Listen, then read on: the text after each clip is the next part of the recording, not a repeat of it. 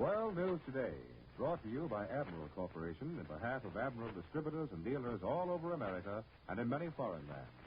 By shortwave broadcast, direct from important overseas stations and leading news centers in our own country, CBS reporters are waiting to bring you first-hand news from the world's political and battlefronts. Now, here's Douglas Edwards. America's V-29 super bombers have struck a powerful twin blow at the Japs, hitting Singapore's dockyards and repair shops and a big fuel refinery on the island of Sumatra. The 20th Bomber Command calls the attack against Singapore as the longest daylight mission ever flown by military planes. The big bombers flew from India, and at both targets, results are described as good to excellent. None of the B-29s was reported lost. The Japs, meantime, are saying that Allied planes have been on reconnaissance over the main Jap home island of Honshu. We've made good progress on Leyte in the Philippines. In Germany, the First Army has won back almost all of the territory it lost to the Nazis at the village of Smith, and the British are within gun range of the Maas on a broad front in Holland. And now for news direct from overseas, Admiral takes you to London. Richard C. Hartelet reporting. The spotlight has, for the moment, shifted back to the air war in Western Europe. Our ground forces are engaged from Holland to Switzerland in comparatively small-scale actions, and in various places along the front where we are advancing, this progress is hard fought against determined German forces. It's only in the air that we hear once more of huge formations striking heavy blows at the enemy's strength. Once again today, the United States 8th Air Force sent 2,000 planes into the right to bomb railroad marshaling yards on the approaches to the Western Front. You'll notice that railroad and communications targets appear more and more frequently in the reports of air warfare. Even when large American forces concentrate on oil and industrial targets, there are usually smaller bomber formations and fighters going after key railroad junctions and yards. And along with the great armadas of heavy bombers, the medium and fighter bombers of the tactical air forces are streaking out to hit smaller targets behind the German line. It reminds you of the time before D-Day, when roads and crossings and bridges and railroad installations were pounded incessantly, hit again and again to pin the enemy down and give us the advantage of mobility. And once again in this great offensive, the RAF is sending its Lancasters and Halifaxes roaring out by day and by night. More than 1,000 of them dropped over 3,000 tons of bombs on Bochum and the Ruhr last night in the face of a flak barrage as heavy as anything ever put up in the Battle of the Ruhr and of great German fighter opposition. I'm told on good authority that the output of German fighter planes has never been higher than it is right now, because we've been concentrating on bombing other targets. The enemy hasn't enough fuel to sustain an effort by his fighter force, but he probably has gas enough to get large numbers of fighters into the air in emergencies. On the air, as well as on the ground, we've still got stiff fighting ahead. I return you now to Admiral in New York. For a report from the American First Army front, where the battle for the town of Smith continues today, Admiral takes you to the German frontier. Ned Kalmer reporting. Today is Sunday over a large part of the so-called civilized world. And here in the German frontier region, it's been the kind of Sunday that makes you realize how people struggle to keep on living normally and decently, even in the midst of war. Most of the front is quiet, and in rest areas behind the lines, in occupied towns where the rear infantrymen were doing their jobs, doughboys went to Mass today in the little churches. Or if they had nowhere to go, they spruced and shined themselves up anyway, like Sunday back home, just for the sake of feeling right. The civilians here, the men and women whom war has left behind, also were out in their Sunday best. Life can and must go on, their faces seem to say, even when the long toms boom regularly a mile or two off, and the often passage of 100 flying foot thunders overhead. The war is always there, but they don't want to notice it anymore. You hear them in small groups talking about the peacetime things. You notice how proudly they dress their children with whatever finery they have left, and how all that remains of a half-ruined house is swept and polished till it glistens. Today, there was sunshine, which is unusual around here. The late autumn countryside was a glory of color, and many an American soldier, waiting quietly in this atmosphere for the next phase of violence, must have asked himself why wars are necessary at all. It's a day like this when fighting men have a moment to think, when so much in people and in nature seems good and beautiful, that makes that question the most tragic of all we know. This is Ned Chalmer with the American First Army. I return you now to Admiral. More news in just a moment, but first here's Warren Sweeney with a message from Admiral Corporation. Of all the wonderful things to come in our post-war era of better living, probably none will be more labor-saving to the American homemaker than the Admiral Home Freezer. For the Admiral Home Freezer will provide for your own family's needs as well as for unexpected guests. Mr. Sweeney, didn't I hear you say a few weeks ago on this program that the Admiral Home Freezer would simplify meal planning? Just how? Well, for one reason, your Admiral Home Freezer will keep large varieties of foods for months and months within a few steps of your kitchen. So it'll be simple to have well-balanced meals every day. You can prepare foods far in advance to be used as wanted. And you'll never waste leftovers, for you'll freeze them to be kept and used another day. You'll be able to cater to individual tastes, too. Yes, I can see that'll be grand. But isn't the Admiral Home Freezer difficult to install and expensive to operate? No, just set it where you want it and plug it in, that's all. And it's certainly not expensive to run. The operating cost in the average home is only about 3 cents a day. From a standpoint of health, an Admiral Home Freezer will be a grand investment. And its quality is assured when you remember it is built for the makers of Admiral dual-temp refrigerators, Admiral electric ranges, and Admiral Radio, America's smart set. Now, here once again is Douglas Edwards. For an interview with a Wilmington, Delaware ensign who watched a Jap carrier sink out in the Pacific, Admiral takes you to Pearl Harbor. Webley Edwards reporting. A scene that will live long in the memories of Navy men was the great carrier action between Admiral Mark Mitcher's fast carrier forces and the Japanese in the Second Battle of the Philippines. An eyewitness was Ensign T.W. Stevenson of Wilmington, Delaware, who was attached to Admiral Mitcher's staff. Steve, will you tell us about it? When we hit Nansai Shoto and Formosa, the thought was in everybody's mind that the Japanese fleet might come out. If it did, we knew it would be the biggest naval event of the war. Our boys figured we could take them. Then on the morning of the 24th of October, we were attacked by Jap planes from the Philippines. The Princeton was just off our starboard quarter when she was hit. We saw her blow up, and it was pretty dismal. Yet even that gloomy hour had its light of moments. During the rescue, one of the Princeton's mess boys came aboard. A former buddy, a mess boy on our carrier, said, "What you doing here, boy?" To which he replied, "I's surviving." Did that action continue all day? That afternoon, a large group of enemy planes, as many as 150, came in from the northeast. Then we knew the Jap carriers had come out. Everybody was excited as a debutante. This was the day everybody had been waiting for. The Jap carriers were located late that afternoon, too late to attack, but we knew that we had them and that the big moment was near. When did you get contact? About 2 in the morning. The two fleets were about 90 miles apart at that time. The Japs apparently turned north, and we went after them. Our first strike got away before sunrise and got the Japs about 7.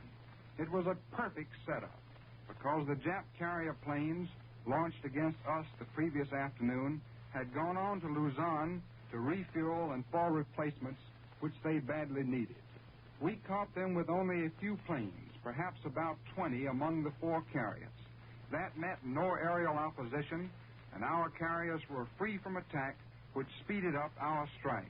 Well, this was the action that sank the 4 Jap carriers, then. That's right. Commander Hugh Winters of Society Hill, South Carolina, had a grandstand seat for one of the greatest shows ever seen. As target coordinator during 3 strikes, from his fighter plane up above, he watched 3 Jap carriers hit and sunk. He's the only man outside of the Japanese who ever saw 3 Jap carriers go down in about 4 hours. He said the most beautiful sight was the big Shikoku-class carrier with 3 gaping torpedo holes in one side turn over and slowly go under. Your carrier was close enough to see one explode, I recall. Yes, and that's very unusual for carriers to get that close. Now, what of Admiral Mitcher during this exciting time? The thing that impresses everybody about him is his calmness and self-possession. He never raises his voice, and he eats ice cream while his aides relay reports to him. As the flyers would come in and report excitedly to him, a smile would come over his face of satisfaction and of appreciation of the boys' excitement, for he is a flyer himself. Once, after the Tokyo radio had announced again that his flagship had been sunk, his chief of staff, Commodore 31 Knott Burt, said, "Well, Admiral, I see the Tokyo Rose sank your ship again last night." And the Admiral said, "Yes, I'm getting mighty tired of swimming around in the Pacific every night." How was it when the battle was over? Like the locker room after a football game, with everybody talking at once. Yeah, well, they might, Steve, after helping to win a great and vital sea victory. Thank you, Ensign T.W. Stevenson, for your highlights from aboard Admiral Mitcher's flagship during the Second Battle of the Philippines. This is Webley Edwards at Pearl Harbor. I return you to Admiral in New York.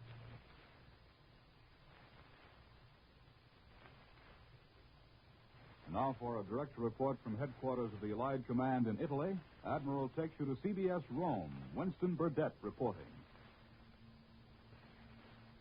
Rome is a city of striking contrast 5 months after our arrival here. It is an idle, restless, hungry city where the rich continue to live and eat extravagantly well thanks to the black market. Middle-class people, professionals, and office workers are tightening their belts and selling their clothes and their furniture to buy food. A large section of Rome's working class faces continued unemployment this winter. Those who have the money can supplement their ration foods on the black market. But for those who don't have the money, for the great majority, soaring black market prices mean progressive destitution, undernourishment, prostitution. There is no starvation in Italy. There is hunger and discontent. In several cities, there have been food riots. Over this troubled situation presides an Italian government, which most Italians regard not as their government, but as an emanation of the Allies, a collection of political lobbies which we brought into being. The Italians neither respect or trust this government. The government does not trust itself. It is a sick state of affairs, and it is not helped by the presence in the background of an important group which is not represented in the government at all, but which is now renewing its agitation and gaining ground, the monarchy. The monarchy still plays a significant offstage role, and monarchists privately admit that they have everything to gain in this period of uncertainty. The Bonomi government is afraid to face any crisis squarely, because a crisis might force a cabinet shake-up, and a shake-up would automatically place the task of forming a new government in the hands of the Crown Prince. This offstage role of the monarchy is a main factor in keeping the political scene here in a state of morbid suspense. The Italian papers are writing of the possibility of civil war after the Allies leave, and it is true that many Italians are thinking in these terms. Everyone is looking ahead to the liberation of northern Italy. The anti-fascist parties expect to find a greater political awareness, a more dynamic and decisive political force among the partisans of the North and the industrial workers of Milan and Turin. The anti-fascists have a word for this. They call it the North Wind. They hope that it will sweep away the debris of fascism that still clutter the Italian scene. The rich of Italy are also looking ahead. Indeed, many wealthy and propertied persons are already making their plans for leaving Italy after the war and for transferring their fortunes abroad. They envisage with fear the liberation of the North. They talk of civil war, of communism. They say frankly that they hope Allied troops will stay on in Italy to maintain order when it is all over. The rich, entitled people of Rome dread the North Wind. This is Winston Burdett, returning you now to Admiral in New York. And here with us in our New York studio for a summary of the situation on the Eastern Front is Columbia's military analyst, Major George Fielding Elliott. The forward sweep of the powerful Russian left wing seems to have reached the outskirts of Budapest, though there are some indications that German resistance is stiffening in the immediate vicinity of the Hungarian capital. It remains to be seen whether this resistance is going to develop into a major battle for possession of the city. On present evidence, it seems more likely that it is just a covering operation to permit the Hungarian Nazi leaders and their German accomplices to get out of town before the Russians come in and add these gentry to their bag of war criminals. At any rate, the Russian Army paper Red Star, which is usually well informed on military affairs, is accepting the fall of Budapest as a foregone conclusion, and Red Star is not given to reckless optimism. One point of importance remains in doubt. That is, whether the Russians will be able to get any of the bridges over the Danube intact. More than likely, the Germans will blow up these bridges before they retire. It's therefore quite possible that considerable fighting will take place as the Russians attempt to force a river crossing. They may do this in the city itself, but are more likely to make a swing north of the town, first to cut off any German elements which might try to retire toward Slovakia, and second to reach the Danube at a point where a forced crossing could be more readily developed than among the closely built structures of the city. Once the Russians have secured Budapest and a firm crossing of the Danube in the city or its vicinity, there are two military opportunities which lie open to them. One is to advance northward toward the Moravian Gateway. This would involve, almost certainly, a coordinated thrust westward by the Russian armies in Poland. The twin advances would converge in the direction of Krakow and the Silesian industrial region. The other military possibility would be an advance up the valley of the Danube on Vienna. This would require a considerable extension of the Russian left flank, but might well be combined with the advance toward the Moravian Gate, provided that the Russians can solve their increasingly difficult supply problem. However, the basis of this solution is contained in the capture of Budapest, because Budapest, like many European capitals, is the center of the transportation system of its country. One of the rail lines linking Poland directly with Hungary is already in Russian hands, and if Budapest is taken, a comparatively slight advance along the remainder of the Russian line to the northward will give the Russians yet another and more important railway. Thus, Budapest may well become the main Russian base of operations in Central Europe. From it may be directed the push north to the Moravian Gate and the industries of Silesia, the push westward to Vienna, and even the mopping up of the region to the southwest as German resistance in northern Yugoslavia is slowly and painfully extinguished by the Russians in cooperation with Marshal Tito's partisan forces. If the Germans are to prevent these Russian accomplishments, they will need more troops and yet more troops. But more troops is something which the German High Command cannot turn out in synthetic factories, however ingenious. Here again is Douglas Edwards. For an interview with a Navy torpedo bomber pilot from Maryland who has seen action in Philippine waters, Admiral takes you to CBS Washington. Joe McCaffrey reporting. Our guest today is just back from the now famous Battle of the Philippine Sea. He is Ensign Van Gordon Stauber, USNR, a torpedo bomber pilot of the Navy's Great Air Group No. 2. This flying group piled up 7,248 sorties in the Pacific, accumulating 23,202 combat hours. It shot 264 Jap planes out of the air and destroyed at least 275 on the ground.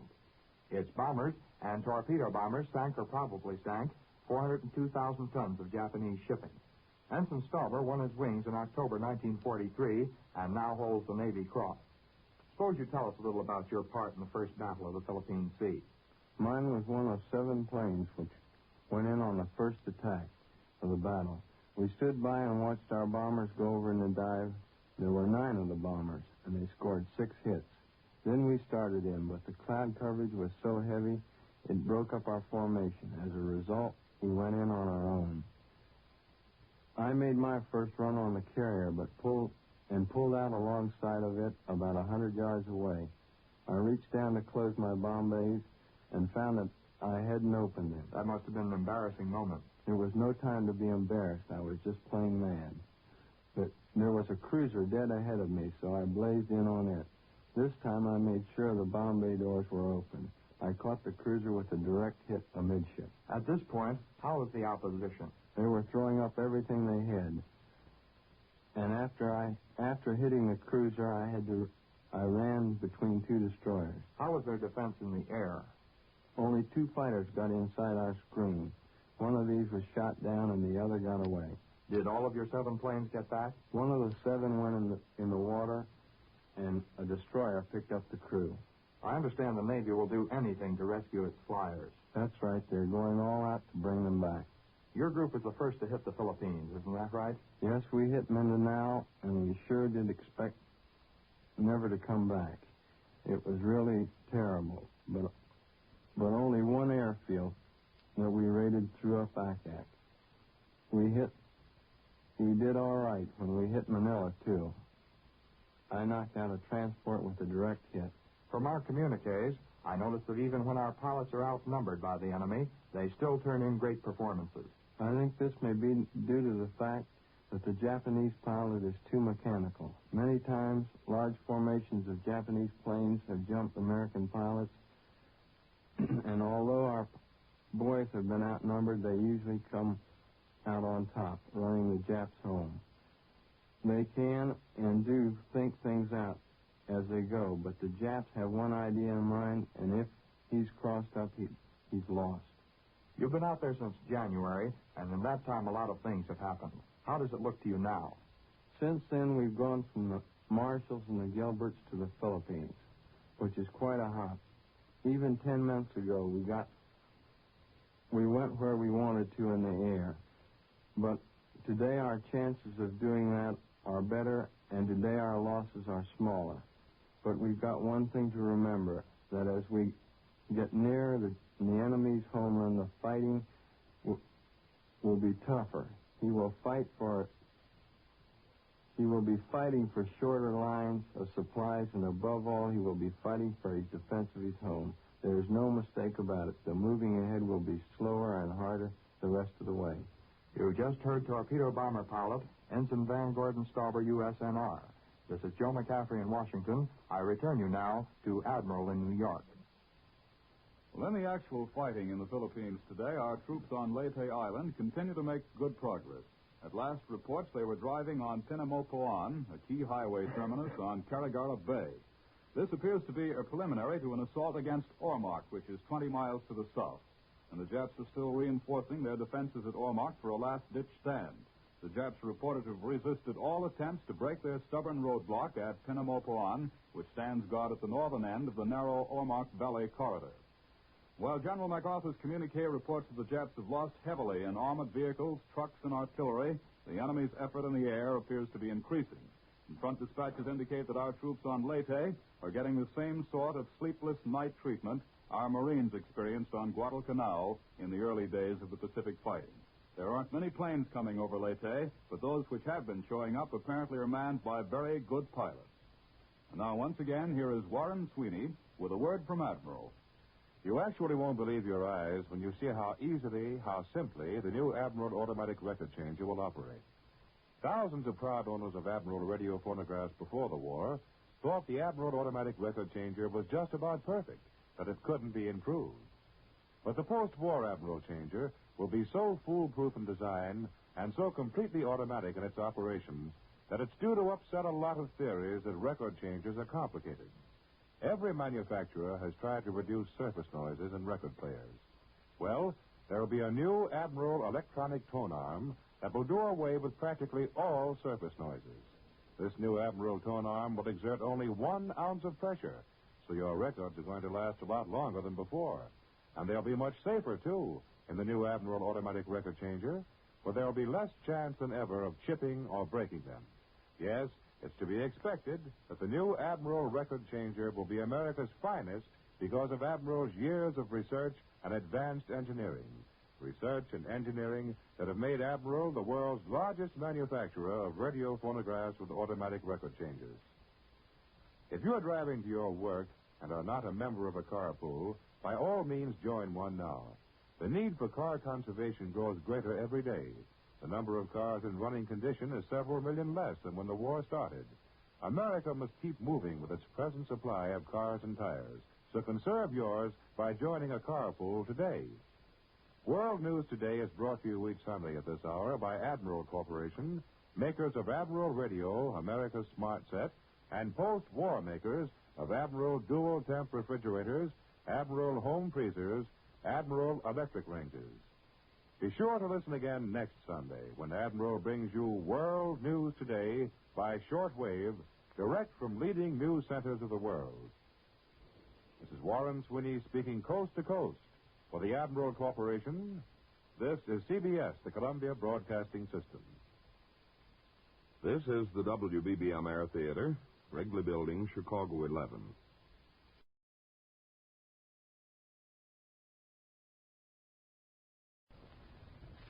World News Today, brought to you by Admiral Corporation in behalf of Admiral distributors and dealers all over America and in many foreign lands. By shortwave broadcast, direct from important overseas stations and leading news centers in our own country, CBS reporters are waiting to bring you first-hand news from the world's political and battlefronts. Now, here's Douglas Edwards. The world heard indirectly from Hitler for the first time in 17 weeks today. He didn't broadcast, but he issued a proclamation containing all the old Nazi diatribes and claims that victory for Germany is certain, with the preservation of Germans of first importance. At the same time, the German Volkssturm, the People's Army, swore allegiance to the Fuhrer and pledged unconditional resistance to the Allies. Reich's Minister Goebbels spoke at the ceremonies and said regiments of the People's Army would be used to bolster any critical section of the front. On the battlefields, American troops are making fresh gains in the fight for Metz. The Russians are reported to have crossed the Danube near Budapest, and the Japs have taken another beating in the trying to reinforce Leyte. And now, news sent direct from overseas. Admiral takes you to CBS Paris. Larry Lasseur reporting. The Battle of Lorraine flamed more fiercely, and the Germans hurled tanks at General Patton's doughboys for the first time since the Third Army's autumn offensive began. Surging across Patton's countryside, white with snow, the German tanks pounded at the American bridgehead over the swift-flowing Moselle River north of Metz. The doughboys were forced to withdraw almost 2 miles before the German pressure was spent. And on the southern side of Metz, the American 4th Armored Division smashed 2 small German counterattacks, and last reports had the American tanks pursuing the withdrawing Germans. Apparently, the small counterattacks on the southern flank of Patton's drive to encircle Metz were a German endeavor to protect the rest of their forces now retreating into the protection of the old French Maginot Line. Patton's drive now has forged an arc 2/3 of the way around the fortress city of Metz. The powerful German counterattack with tanks came about 5 miles south of the German frontier, where it joins with Luxembourg. All the fighting on the Third Army front today pointed to the fact that German resistance is stiffening as the Third Army doughboys approach the first of the defenses of Germany in the Lorraine sector, those bleak high ridges where the concrete fortresses of the Maginot Line are concealed. This evening, at the old Paris City Hall, which has played such a conspicuous part in French revolutions, I watched Prime Minister Churchill of Britain address the Paris citizens who liberated their city. Churchill urged the Paris Committee to seek stability for France, and he called upon them to rally around General de Gaulle. The British Prime Minister's speech was delivered in Churchillian French. In return, the Paris Liberation Committee made Churchill an honorary citizen of Paris, and they presented him with a German bayonet and a swastika banner that once hung over the Paris police headquarters. It was a simple, touching ceremony, and Churchill's speech in French won him sparkling applause, especially from his wife and his daughter Mary, who also attended. This is Larry Lasseur returning you now to Admiral in New York. And now for news on the situation in the German industrial machine at the moment. Admiral takes you to CBS London. Eric Severard reporting. France is now admitted to the European Advisory Commission, and so again the question of what to do with Germany is a number one story in England. All the political press today devotes columns to the problem. It is a favorite topic of the letters by all manner of citizens, from day laborers to members of Parliament. Very much is still indefinite and undecided, but for the immediate job of handling Germany's economy after Victory Day, schemes in great detail are making ready here. For months here, experts have been studying every possible scrap of information on German industries, raw materials, and their skilled and unskilled labor resources. Some decisions have already been made. For one thing, there will be no wholesale dumping of German goods as occurred after the last war. There will be mobilization of all German men and women capable of work. They will be registered as everyone is today in Britain. German men from 16 to about 60, and all women up to 45 or 50 who have no children will be put to work either inside Germany or in other areas wrecked by the German armies. Poland and Western Russia will probably have priority on German labor. It is believed here, contrary to many reports, that the Russians do not wish many millions of laborers inside their country. What they want is about 1.5 million skilled workers and no more. What reserves of locomotives, trucks, and machine tools are found will go to countries who lost these things to the Germans. Germany's industries, of course, will come under Allied control. So will her exports. And there is a plan to have Allied customs officers stationed at every port and frontier post to check everything sent into Germany. Some things will be admitted only on a special license, under very strict quotas, and that would include anything such as oil, rubber, copper, anything which could possibly be used for dangerous purposes. I return you now to Admiral. More news in just a moment, but first here's Warren Sweeney with a message from Admiral Corporation. Here is a post-war promise from Admiral. New and exciting things in radios and radio phonographs with automatic record changers in FM and in television. And many of them will originate with the designers and engineers who have made Admiral Radio America's smart set. Admiral's excellence in production enable them to quickly convert Admiral factories to the 100% war production of radio, radar, and communications equipment. When peace comes, Admiral can just as rapidly reconvert to civilian production. All the knowledge and methods gained during the war can be usefully applied to the building of better Admiral radios for you. The Admiral line of radios will be complete. There will be bantams and portables, AC, DC, battery, farm sets, table models, straight consoles, consoles with automatic record changers, and beautifully authentic period reproductions, all with automatic record changers.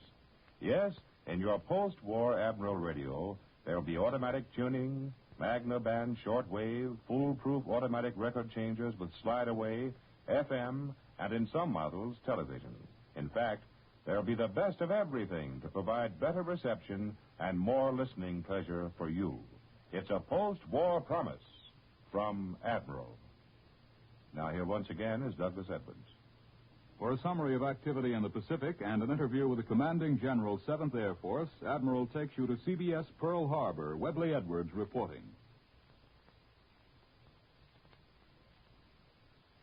Attention is still focused on the seas in the vicinity of the Central Philippines, where Jap convoys have attempted reinforcement of troops on Leyte Island.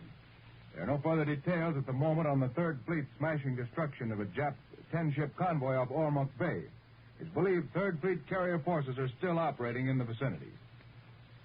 1 year ago today, bombers of the 7th Air Force left a tiny coral atoll.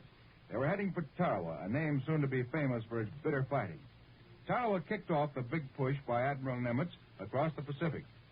The 7th Air Force did the Army's fine part in its pinpoint bombing before the invasion.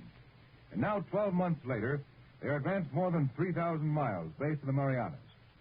Their bombing of the Bonians, only 527 miles from Tokyo, and other targets, is a highly important right flank action in Nimitz's aid to the MacArthur invasion. On this important day in its history, we have the 7th Air Force's commanding general, Major General Robert W. Douglas, Jr., as our guest. The 7th has gone a long way, General. Yes. Prior to a year ago tomorrow, the 7th Air Force was primarily a defensive organization, defending the Hawaiian Islands, but planning for future offensive operations. That planning took tangible shape with the air attack on Tarawa on November the 13th, 1943, and has never let up since. After the Gilberts, we concentrated on the Marshalls, paving the way for the invasion of Kwajalein. Other Marshall Islands were bombed so effectively that invasion was unnecessary. Then came the Carolines and regular bombing trips to Truk. In June, when United States amphibious forces invaded the Marianas, it was estimated that 95,000 Jap troops had been bypassed, sealed off from supplies or hope of rescue. It's been a year of great extremes and contrast, General. In the largest theater of war, 16 million square miles, the targets are the smallest. Pinpoint islands, whose entire area are, in many instances, smaller than single factories in Germany. There is no margin for error. On these small islands, the enemy could concentrate his flak against our planes. At first, our bombers flew missions averaging 2,400 miles, 4 times the distance from London to Berlin. Recently, our missions have been shorter, and our fighters have been used for short-range bombing and rocket flying as low-flying artillery to support our ground troops. The men of the 7th Air Force have met some unusual conditions during this year, General Douglas. Yes, one Liberator came in on only one of its 4 engines and landed without mishap. They tossed out everything they could find loose to lighten their load. One man even tossed overboard his shoes and came in barefooted. They developed a tinian, an unusual method of baiting Jap machine gunners. One plane would show itself at low level, while others would spot and destroy the nip firing position. One of our pilots, with his braking system shot out, was the first to use parachutes to slow up his landing on a short runway. The 7th Air Force transport squadrons have flown the first transport planes into newly won islands from Tarawa to the Palaus. Aviation engineers, not far behind assault troops, have completed airstrips and had them in operating condition within a week after D-Day. It has taken sturdy men to do this work. Today marks the first year of the advance by air attack from Tarawa to the Bonins, General. May we suggest a slogan for the 7th? From Tarawa to Tokyo. And thank you, sir. Major General Robert W. Douglas, Commanding General, 7th Air Force, has been our guest speaking from Fleet Headquarters, Pearl Harbor. This is Webley Edwards returning you to Admiral in New York.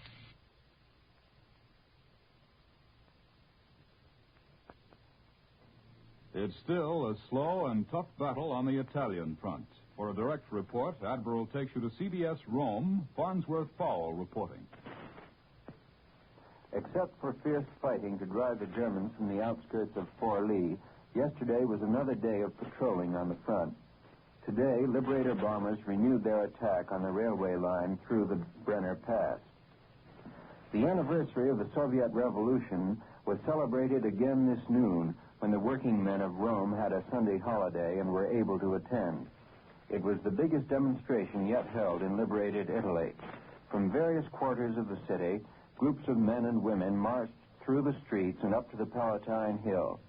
On that cold, wind-swept hilltop, among the ruins of the palaces of the Caesars, they stood for 2 hours, an orderly crowd estimated at 20,000 people. They sang the Internationale and Bandiera Rossa. Loudspeakers amplified the voices of the leaders of the 2 left-wing parties that had organized the meeting. Palmiro Togliatti spoke for the Communists, Pietro Nenni for the Socialists. They both said in almost identical words that the Communist and Socialist parties would remain united until Italy is liberated and the Republic has been achieved. And that, even more than the size of the meeting, made it a turning point in local politics, because the present Italian government under Bonomi is held together by an agreement not to campaign for or against the monarchy. The 6 parties that formed the government first got together here in Rome before the fall of Mussolini a year ago in July. They called themselves the Committee of National Liberation and worked underground against the Duce's faltering regime. A similar committee was formed in Naples and reinforced by Italian political exiles who returned after we'd driven the Germans north of the city. This Committee of Liberation for many months refused to support the Badoglio government because it meant cooperating with King Victor Emmanuel, whom they considered almost as bad as Mussolini. When Togliatti, the communist leader, arrived from Moscow 7 months ago, he urged his left-wing comrades to postpone the question of the monarchy and enter the Badoglio government. Victor Emmanuel retired in favor of his son Umberto, who became lieutenant general.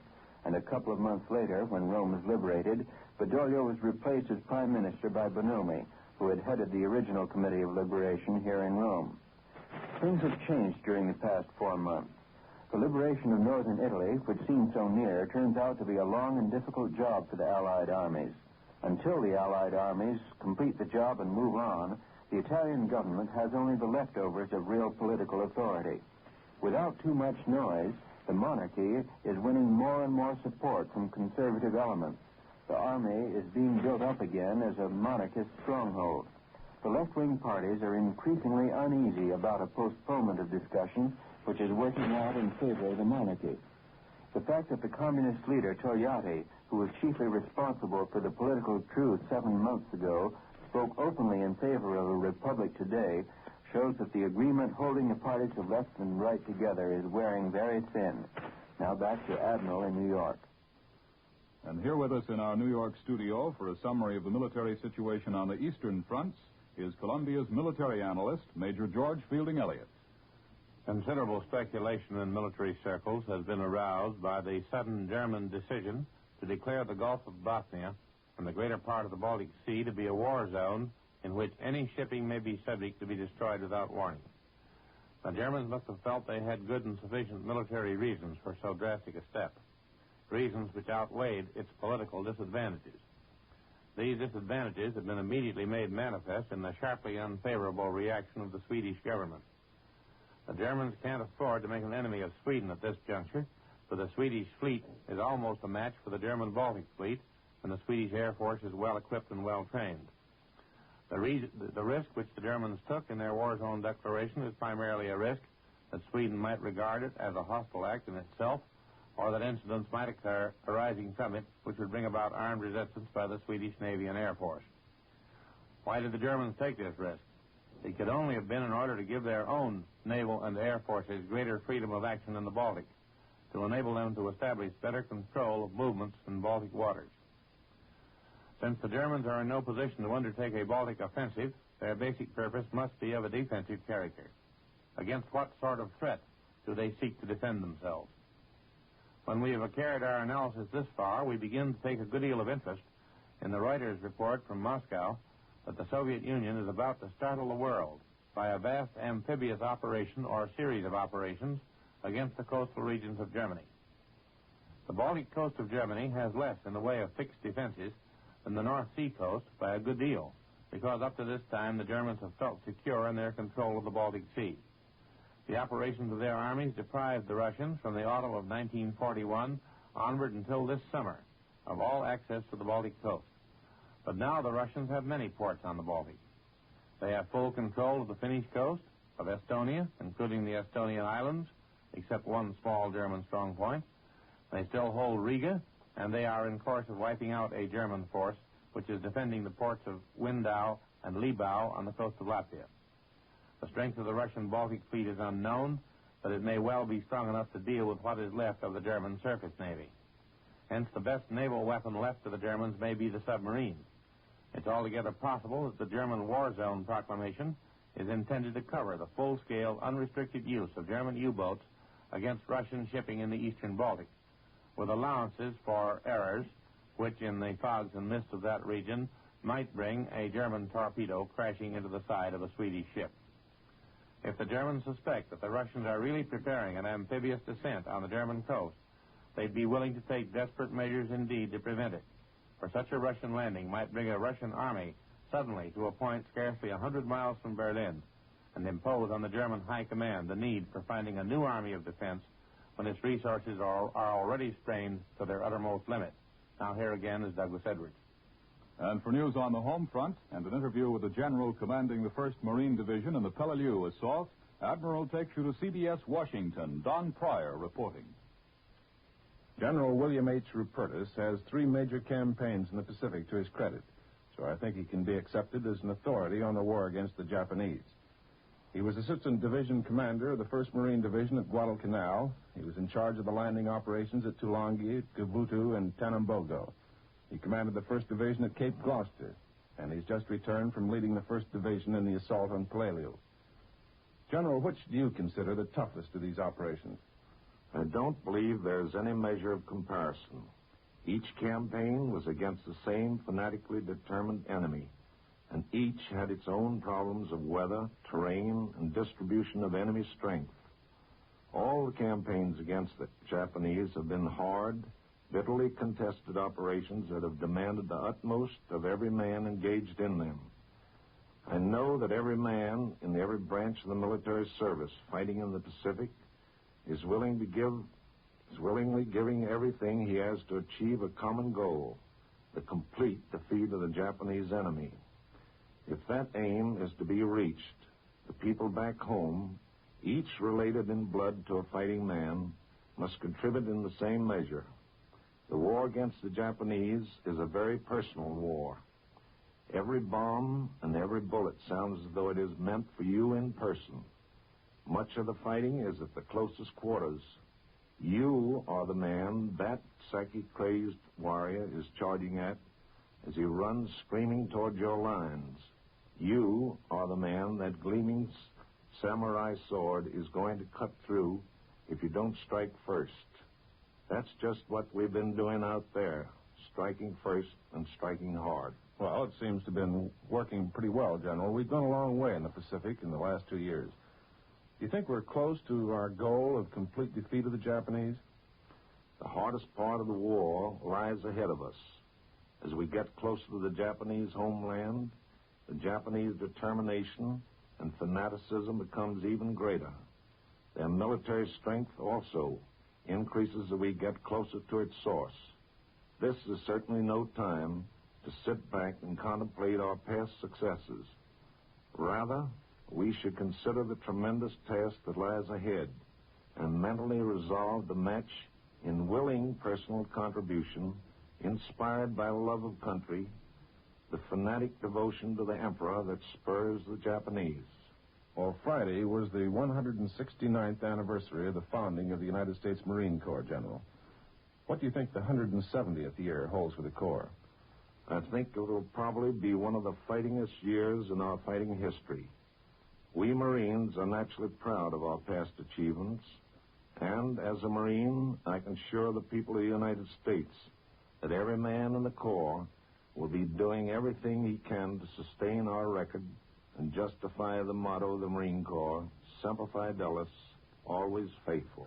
Thank you, General, and I'm sure that every Marine will. The news from Washington today is mostly rumor and speculation. It's not unusual for Washington, of course, but it's a bit more lively now that Mr. Roosevelt is about to embark on his 4th term as president. Most of the speculation deals with possible shifts in the New Deal high command. For what it's worth, the dopesters are betting now on Fred Vinson for Justice Burns' job as Director of War Mobilization or Assistant President. His present job is Director of Economic Stabilization. As for the Cabinet, there's nothing very authoritative, but there's some speculation, which is probably as much wishful as informed, as to whether President Roosevelt will accept Madam Perkins' standing resignation and appoint a man to head the Department of Labor. And Secretary Hull is the subject of considerable rumor, too. He's a most thoroughly respected member of the Cabinet, but his health may not permit him to serve very much longer, and for some time there's been persistent rumor that he might resign. But there's nothing authoritative on that, and you can take your choice of whatever rumors you happen to hear. I return you now to Admiral in New York. In Paris a few minutes ago, Prime Minister Churchill told a cheering crowd that Britain wants a powerful and well-equipped French army as soon as possible to aid in re-establishing the stability of Europe, and hopes that the French will maintain internal solidarity and stability under General Charles de Gaulle's government. And now, once again, here is Warren Sweeney with a word from Admiral. Post-war, the dual temp by Admiral will be the successor to the conventional type of refrigerator. Sounds like a pretty strong statement, doesn't it? But you'll get so much more on your Admiral dual temp than in any other refrigerator. Let me give you 5 great features that you will find only in a dual temp. First, there'll never be any regular, messy job of defrosting in the dual temp because there are no coils to defrost. Second, you'll get purified, moist cold in the regular food storage compartment. This means you'll never have to use covered dishes for foods.